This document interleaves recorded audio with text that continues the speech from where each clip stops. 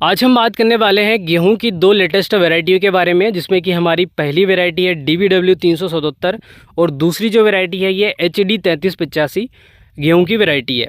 अब अगर दोनों ही वैरायटियों के बारे में बात करें तो जो हमारा रकबा है ये ओवरऑल 2 एकड़ का रकबा है, और जिसमें कि हमने दोनों ही वैरायटियों को बिल्कुल बराबर करके लगाया है। 1 एकड़ रकबे में हमारी लगी हुई है HD 3385 वैरायटी, और दूसरी वैरायटी जो लगी है DBW 377 ये भी हमारी 1 एकड़ में ही लगी हुई है। अब अगर बात करें तो हमने दोनों ही वैरायटियों को अलग अलग तरीके से लगा कर रखा है। एक तो सिंगल सॉइंग करके रखा है, दूसरा क्रॉसिंग में भी हमने लगा कर रखा है। उसके साथ अगर HD 3385 गेहूँ के बारे में बात करें तो इसको भी हमने सिंगल सॉइंग करके रखा है, उसके साथ में क्रॉसिंग भी लगा कर रखा है। और अगर सीड रेट के बारे में बात करें तो HD 3385 का जो सीड रेट है 30 kg प्रति एकड़ के हिसाब से भी रखा गया है, और उसी के साथ में हमने 50 kg प्रति एकड़ के हिसाब से भी इसका सीड रेट रखा है। अब उसी के साथ में अगर हम DBW 377 गेहूँ के बारे में बात करें तो इसका जो सीड रेट है हमारा 30 kg प्रति एकड़ सिंगल सॉइंग, और क्रॉसिंग में हमारा 50 kg प्रति एकड़ और क्रॉसिंग में लगा कर रखा है। तो दोनों ही वैरायटी को हमने अलग अलग तरीके से लगा कर रखा है एक ही रकबे में। और एक ही रकबे में अगर हम वैरायटियों को लगाते हैं तो हमको ये पता चलता है कि कौन सी मिट्टी में हम किस तरीके से कौन सी वैरायटी को हम लगाएं तो हमें अधिक मात्रा में प्रोडक्शन मिले। अब अगर उत्पादन के बारे में बात करें तो दोनों ही वैरायटी अधिकतम उत्पादन देने की क्षमता रखती हैं। अगर HD 3385 गेहूँ की वैरायटी के बारे में बात करें तो जो पिछले कुछ वर्षों में जो मौसम में क्लाइमेट में चेंजेस हुए हैं उसको ध्यान में रखते हुए इस वैरायटी को ईजाद किया गया है, इस वैरायटी को बनाया गया है। अगर इस वैरायटी की खासियत के बारे में बात करें तो इस वैरायटी में आपको बेक्स ज़्यादा मिलेगा। बेक्स ज़्यादा का मतलब ये है कि अगर आप इसमें देखोगे तो थोड़ा सा आपको वाइटपन दिखेगा, इसके पत्ते पे आपको हल्का सा भूरा भूरापन दिखेगा, वाइटपन दिखेगा, जो कि आपको साफ नज़र आता है। अगर आप DBW 370 में देखोगे तो आपको क्लोरोफिल दिखेगा, थोड़ा सा ग्रीनपन दिखेगा। लेकिन अगर हम HD 3385 गेहूँ के बारे में बात करें तो इसमें आपको थोड़ा सा वाइटपन दिखेगा। वाइटपन मतलब कि थोड़ा सा बेक्स ज़्यादा है।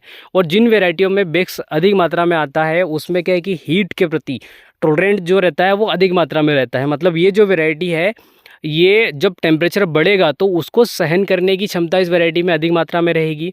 उसके साथ में जब क्लाइमेट चेंज होता है तो उस कंडीशन में भी ये जो वैरायटी है ये आपको रेगुलर प्रोडक्शन देने वाली वैरायटी है। मतलब ये कि अगर हम किसी समय ऐसी वैरायटी का चयन करते हैं कि जो जब क्लाइमेट अपने साथ में रहता है तो उसका जो प्रोडक्शन है वो अधिक मात्रा में मिलता है, लेकिन जब विपरीत समय आता है, जैसे कि लास्ट ईयर के बारे में बात करें तो MP में जो क्लाइमेट था वो सूटेबल नहीं था। मतलब गेहूं की जो वैरायटियां थी लगभग सभी वैरायटियों का जो उत्पादन है आपको लगभग 10 कुंटल पर एकड़ से लेकर लगभग 15 कुंटल पर एकड़ के हिसाब से आपको प्रोडक्शन देखने को मिला। लेकिन अगर HD 3385 गेहूँ के बारे में बात करें तो ये जो वैरायटी है जब मौसम आपका विपरीत नहीं रहेगा तब भी ये वैरायटी अच्छा उत्पादन देगी, जब मौसम विपरीत रहेगा तब भी ये वैरायटी आपको अच्छा उत्पादन देगी। मतलब इस वैरायटी में जब भी क्लाइमेट चेंज होगा तो इसका जो प्रोडक्शन है बहुत ज़्यादा डाउन नहीं होगा दूसरी जो वैरायटियाँ हैं उनके मुकाबले, और जब क्लाइमेट अच्छा रहेगा तब भी ये वैरायटी बहुत अच्छा उत्पादन देगी। अगर अभी की कंडीशन देखें तो इस वर्ष क्लाइमेट बहुत अच्छा रहा है। अब अगर HD 3385 के बारे में और अगर कुछ चीज़ें नोटिस करें तो वैसे तो हमने क्या है कि इसका जो सीड रेट है मात्र 30 kg प्रति एकड़ के हिसाब से सिंगल सॉइंग करके रखा है। और अगर आप हमारे पुराने वीडियोज़ देखोगे तो आपको HD 3385 में ये नज़र आएगा कि इसका जो सीड रेट है बहुत कम है। कंडीशन ये थी कि लगभग 2-2, 2.5-2, 3-3 फीट का गैप था, लेकिन अभी की अगर कंडीशन देखें तो उसमें आपको जो गैप है वो कहीं से कहीं तक नज़र नहीं आएगा।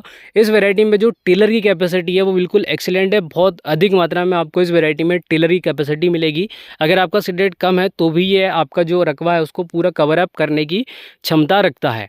DBW 377 के बारे में बात करें तो ये जो वैरायटी है इसमें जो हमारा सीड रेट है थोड़ा सा कम रखा गया था, 30 kg प्रति एकड़ के हिसाब से भी और 50 kg प्रति एकड़ के हिसाब से भी।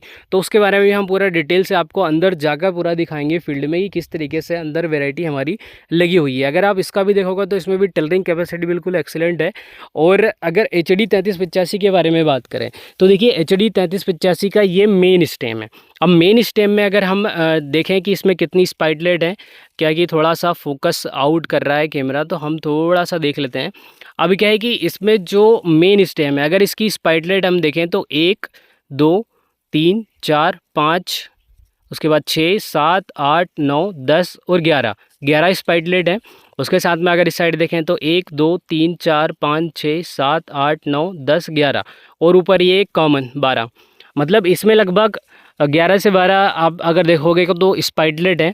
अब उसके बाद हम इसकी कंडीशन देखेंगे कि इसमें बाकी जो दूसरे टिलर हैं उनमें किस तरीके से इसमें जो बालियां हैं वो निकल रही हैं, क्योंकि इसके जो टिलर है बहुत ज़्यादा अधिक मात्रा में है, टिलर की कैपेसिटी अधिक है।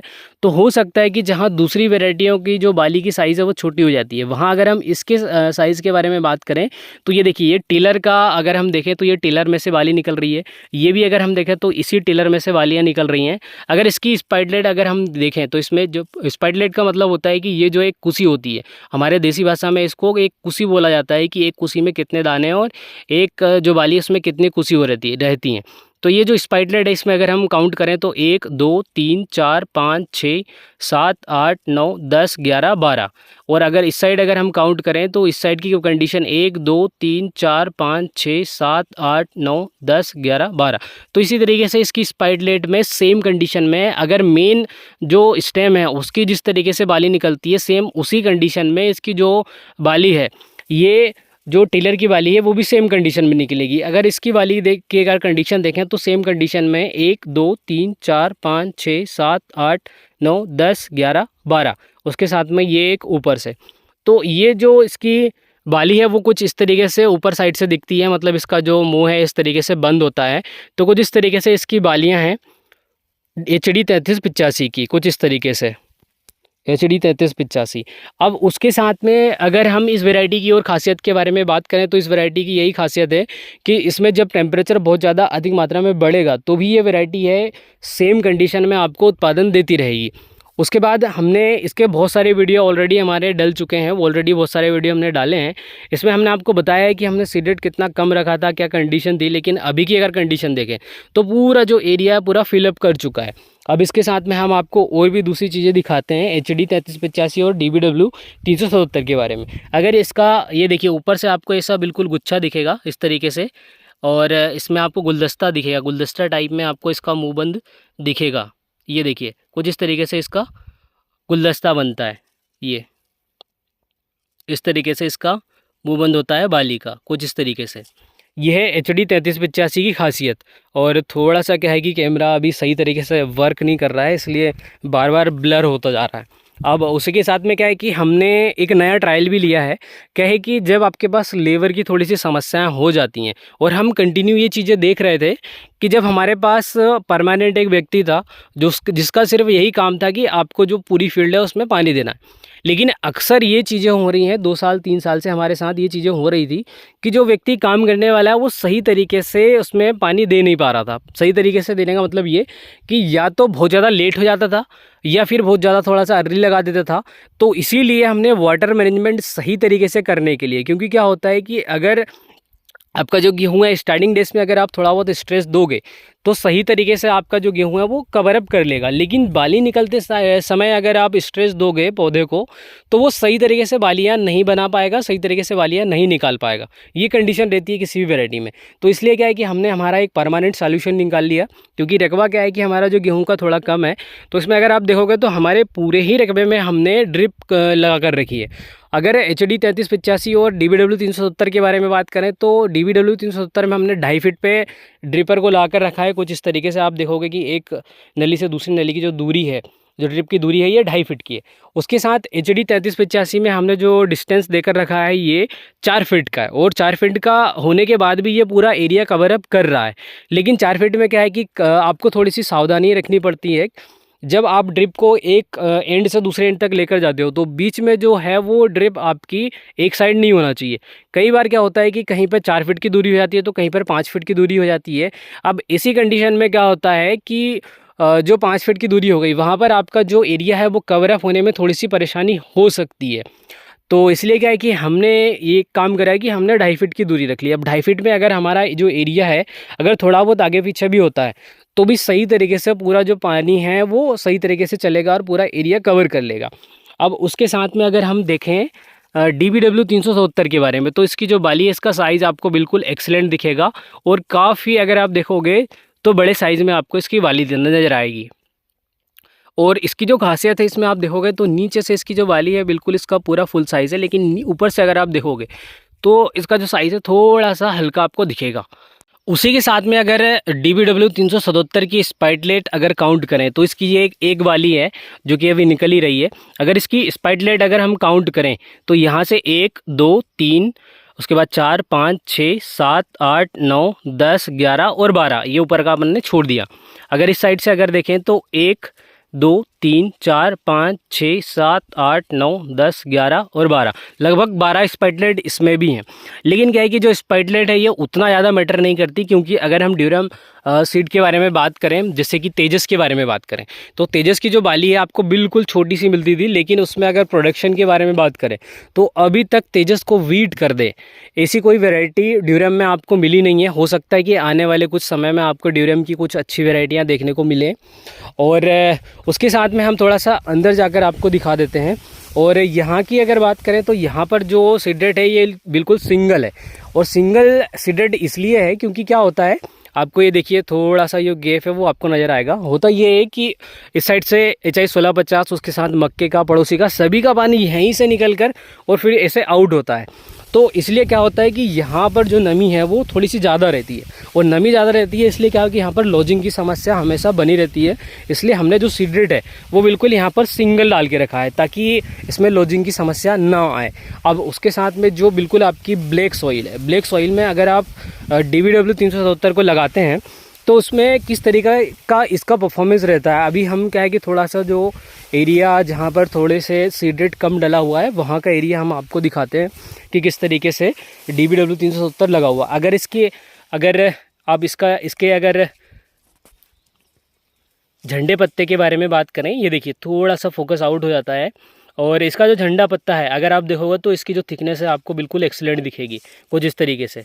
और जितना ज़्यादा जो झंडे पत्ता है उसकी जितनी ज़्यादा थिकनेस रहेगी उतना आपको प्रोडक्शन दिखने को अधिक मात्रा में मिलेगा। तो आप यहाँ पर देखोगे कि कुछ इस तरीके से ये सिंगल लगा कर रखा है, यहाँ तक सिंगल है। उसके साथ में अभी मैं आपको थोड़ा सा और आगे जाकर दिखा देता हूँ। यहाँ तक अगर हम देखेंगे तो सिंगल लगा कर रखा है, और उसके बाद में यहाँ से अगर थोड़ा सा ऊपर जाते हैं तो इसके 50% में, पूरे रैकेट में नहीं सिर्फ 50% में जो हमारा सीड बचा था उसी को हमने क्रॉसिंग कर दिया। तो ये 50 kg प्रति एकड़ के हिसाब से हुआ, क्योंकि हम डाल रहे थे 40 kg प्रति एकड़ के हिसाब से सिंगल सॉइंग में, लेकिन हमारा जो लगभग 10 kg सीड बचा हुआ था उसी सीड को हमने फिर से क्रॉसिंग कर दिया था, थोड़ा सा जो सीड रेट है उसको कम करके। इसलिए हमारा जो सीड रेट है लगभग 50 kg प्रति एकड़ के हिसाब से क्रॉसिंग में डला है, और सिंगल में हमारा मात्र 30 kg प्रति एकड़ के हिसाब से ही डला, क्योंकि 40 kg कुल सीड था और उसी को डालने में हमारा थोड़ा सा जो सीड है वो बच गया था। तो ये कुछ इस तरीके से गैप है हमारा लगभग 2-2 2.5 फीट में। आप देख सकते हैं कि ड्रिपर किस तरीके से लगे हुए हैं। अब यहाँ पर हमने आपको इसलिए लेकर आए हैं कि ये जो एरिया है थोड़ा सा खुला है, और खुले एरिया में आपको ये चीज़ें नज़र आएंगी कि जो सीड रेट अगर हम कम डालते हैं तो उसमें किस तरीके से कल्लों की संख्या रहती है, किस तरीके से जो DBW 370 है ये परफॉर्म करता है। तो अभी मैं आपको थोड़ा सा नीचे जाकर दिखा देता हूँ। अभी आप यहाँ पर देखोगे तो बिल्कुल मॉइस्चर पर्याप्त मात्रा में है। तो ये इस तरीके से हमारा सीड रेट डला हुआ है, कुछ इस तरीके से लगभग 1 फीट पे भी है, 1.5 फीट पे भी है, और दूरी भी बरकरार है।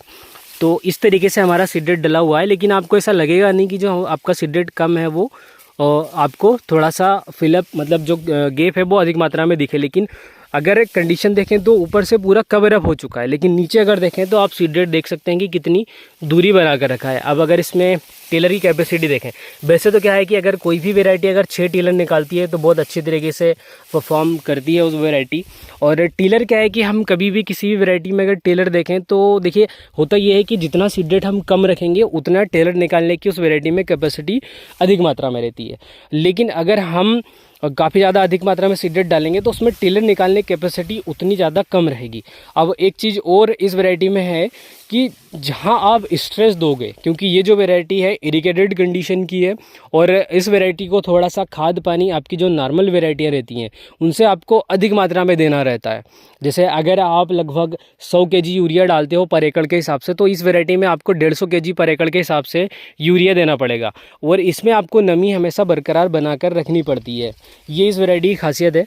और इसकी जो बाली है ये निकल चुकी है इस कंडीशन में, अगर आप देखोगे तो बिल्कुल एक्सीलेंट कुछ इस तरीके से है।